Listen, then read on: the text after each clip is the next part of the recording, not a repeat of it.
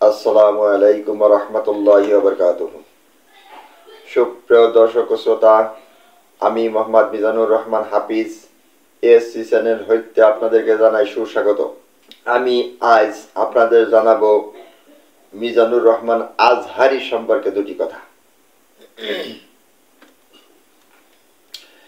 আমি বলবো মিজানুর রহমান আজহারীর ওয়াজের সংখ্যা বর্তমান বছরে 15,000টি। তিনি দাওয়াত গ্রহণ করেছেন মাত্র 90টি। যুব সমাজ তার ওয়াজ বাংলা, ইংরেজি ও আরবিতে শুনে তার ওয়াজ শোনার জন্য ঝুঁকে পড়েছে। অথচ এতদিন ওয়াজ করেছে যে সকল আলেম, কোরআন হাদিস বাদ দিয়ে তারা শুধু কিছু উর্দু শের বা যাকে আমরা বলি কবিতা, এই উর্দু কবিতা বলে ওয়াজ করে থাকতো। তাদের ওয়াজের বিষয় বেশিরভাগ ছিল পীর বাবাদের নিয়ে অথবা নাম না জানা বুজুর্গদের নিয়ে। এ সকল আলেম, এরা তো প্রকৃত আলেম নয়।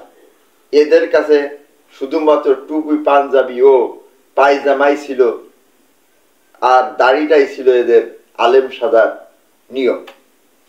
যেমন দেখবেন, যারা উকালতি করে তারা চৈত্র বৈশাখ মাসেও কোট গায়ে দেয়। এই কোট যদি এমনি সাধারণ মানুষের গায়ে দেয়, ওই কোটের স্থান ছাড়া, তাহলে তাদেরকে মানুষ পাগল বলবে। শুধু উকিলরা তাদের টাকা ইনকাম করার জন্যই চৈত্র মাসে কোট গায়ে দেয়, আর ওখান থেকে বেরিয়ে আসার পরে কোট খুলে হাতে রাখে। তাই ঠিক আমাদের দেশের কিছু আলেম আছে, এরা বড় বড় দাড়ি, পাঞ্জাবি আর টুপি রাখে, শুধুমাত্র ওই বড় পাঞ্জাবি এবং টুপি মাথায় রাখে এবং গায়ে রাখে, শুধুমাত্র তারা আলেম সাজার জন্য এবং কিছু দাওয়াত পেয়ে ওয়াজ করার জন্য। আর সেই ওয়াজে যে তারা ওয়াজ করবে কি, বিভিন্ন পীর বাবা কি করেছে, বিভিন্ন বুজুর্গ কি করেছে, কিন্তু সে বুজুর্গের নামও বলবে না, বুজুর্গের বাড়ি কোথায় তাও বলবে না। তারা বলবে বুজুর্গ সাহেব বাঘের পিঠে ছুটেছে, বাঘের পেটের ভিতর বেরোয় গেছে, অথবা বলবে সাপের ভিতর ছিল, সাপ তাকে কামড়ায়নি, এরকম। এছাড়াও আমি ছোটবেলায় এক সময় শুনেছিলাম, ট্রেন, তার নামাজের সময় ট্রেন থেমে গেছিল। পরবর্তীতে আবার ভারতের এক গহরডাঙ্গা সেজে হুজুর, তিনি বলছে যে তাকে নাকি গুলি করছিল, তাও সে গুলি মানে তার গায়ে বিদ্ধ হয় নাই। কিন্তু বর্তমানে এইসব পীর সাহেবরা বা এইসব বড় বড় হুজুররা কেউ কিন্তু নিজে বলবে না যে ঠিক আছে আমাকে গুলি করো, যে আমার গুলি ফুটবে না। তারা শুধু ওই যারা মরে গেছে তাদের নিয়েই বুজুর্গর বাহাদুরি দেখাবে।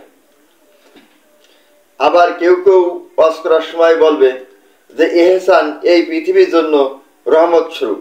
আবার ভুলে অনেক সময় বলে বলবে সূরা বাকারায় 286 আয়াত, তিনি বলে বলবে 288 আয়াত নম্বরে পাওয়া গেছে।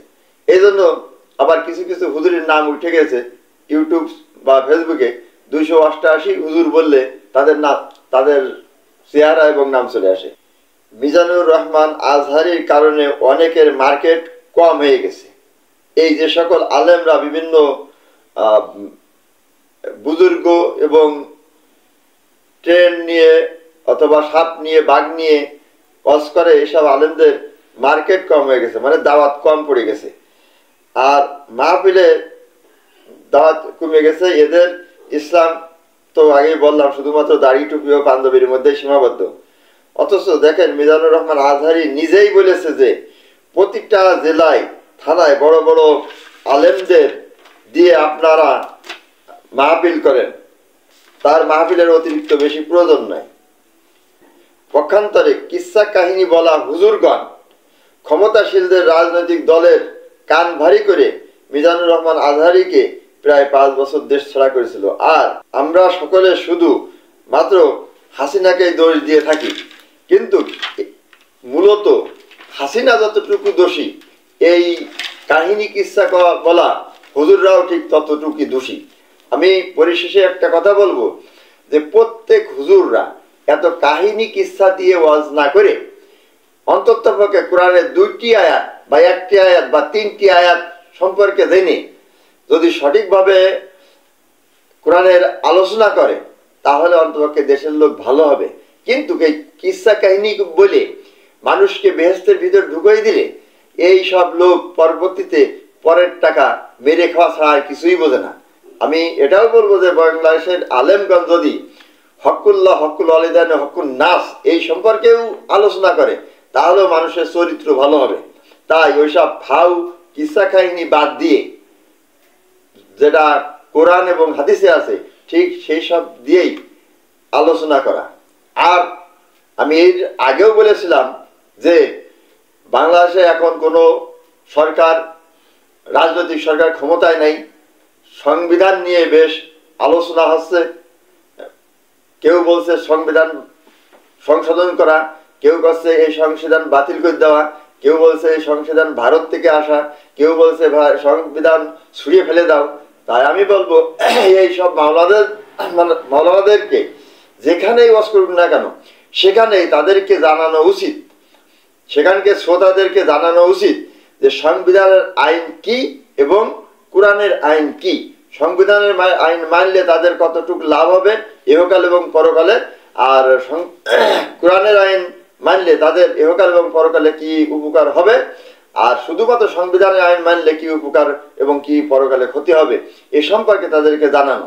যদি এটাও জানাই ইসলামী রাষ্ট্র গঠন করলে আর কোনো ক্ষতি হবে না। কিন্তু যদি তারা এগুলো না জানাই ইসলামী রাষ্ট্র প্রতিষ্ঠা করতে চায় এবং করেও ফেলে, তবু এদের এমন ক্ষতি হবে যে আমি সেনাবাহিনীতে চাকরি করার কারণে সেনাবাহিনীর ব্যাপারটা দিয়েই বুঝাচ্ছি যে যদি কেউ গ্রেনেড নিয়ে গ্রেনেডের ব্যবহার না জেনে শত্রুপক্ষে মারতে যায়, ওই গ্রেনেডে শত্রুদের তো দূরে থাক, সে নিজেই মরবে। তাই যদি সংবিধানের আইন এবং কোরআনের আইন সম্পর্কে জনগণকে না জানাই এই কোরআনের আইন বাংলাদেশে প্রতিষ্ঠা করতে যায়, তাহলে কোরআনের আইন প্রতিষ্ঠা তো দূরে থাক, এটা যে মানুষের উপকার তো দূরে থাক, বরঞ্চ ক্ষতিটাই বেশি হবে। তাই এই ক্ষতির হাত থেকে বাঁচার জন্য আমাদের দেশের সমস্ত আলেমদের উচিত কোরআনের আইন এবং সংবিধানের আইন সম্পর্কে শ্রোতাদেরকে বা জনগণকে, মসজিদের ইমাম সাহেবরা তাদের মুসল্লিদেরকে জানানো। আজ আমি এ পর্যন্তই শেষ করছি। আলহামদুলিল্লাহ রাব্বিল আলামিন।